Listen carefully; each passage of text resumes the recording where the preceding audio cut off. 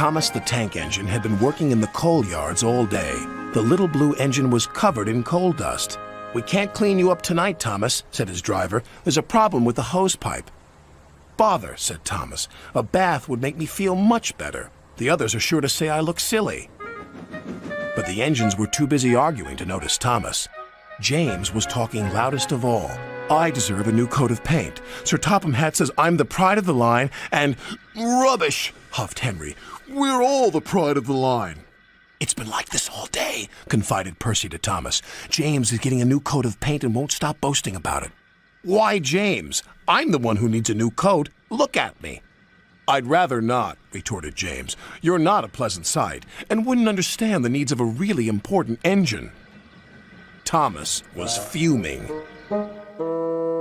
Next morning, as James was being repainted, Henry had an accident. "If you can't push cars properly, Henry, why not talk to a tree instead? You know how much you like the forest." "As a matter of fact, Bossy Boiler, Sir Topham Hatt is inspecting the island for trees that are too close to the line.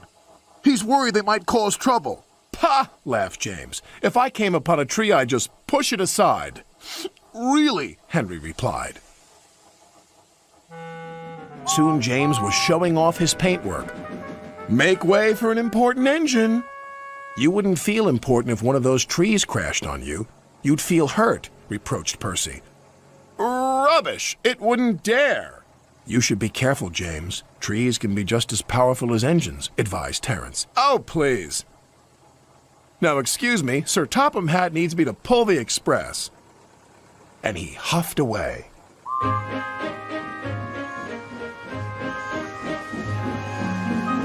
But James was wrong. "You must go to the yards and collect an important goods train, James. It's heavy, so be careful," said Sir Topham Hatt. "But, sir, I've just been repainted. Can't Thomas or Percy do it? They're dirty and like working with freight cars." "Really useful engines don't argue." So James didn't. By the time he arrived at the yards, the weather had changed for the worse. "Your color's nice, James. Pity about your face, though," said a freight car.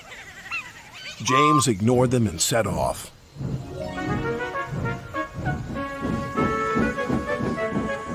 Soon they came to a hill, and his driver knew they were in for a difficult time.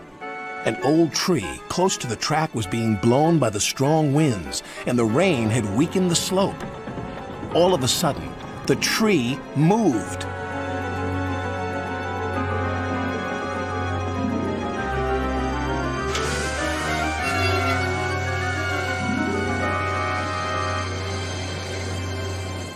"Oh, help!" cried James. "Go away!" But of course, the tree couldn't.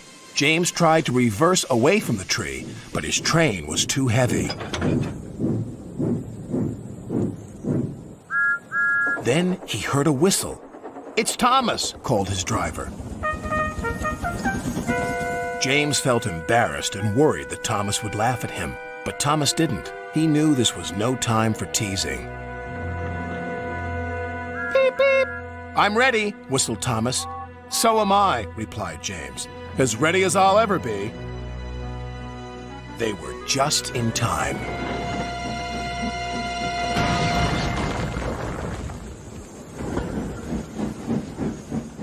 Later, James spoke to Thomas. "Percy and Terence were so right to warn me. Thank you for rescuing me, Thomas." "Oh, that's all right. We engines must pull together, whatever the weather." Just then, Edward bustled in. "Sir Topham Hatt thinks you're both brave engines. Thomas, you're going to have a new coat of paint. And James, Sir Topham Hatt says that tomorrow you'll pull the Special Express." Everyone was very happy.